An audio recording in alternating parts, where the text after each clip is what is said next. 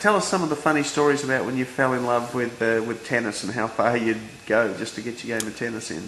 Well, I was a pretty promising cricketer actually, but then when Hode and Rosewell won the Davis Cup, and they were only about 18 or 19 year olds, I just wanted to be like them, so I took the game up and just played every chance I had.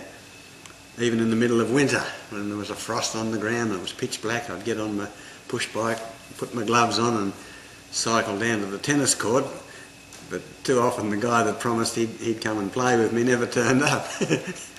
So that was pretty disappointing. But then I got a couple of mates who were just as keen as I was.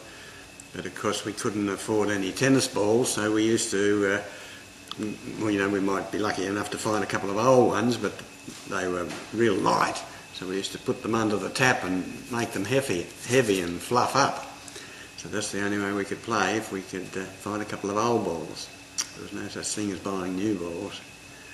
And the first racket I got, of course, nowadays probably mum and dad buy their kids a couple of the top grade rackets, but I didn't get mine until I started work, and I went into the sports store and you just put your 5 or 10 pounds down and the racket would sit up on the wall, and until you'd paid it fully off you couldn't get it. And I just used to walk by each day and look up at it, and that'll be mine in about a month or something.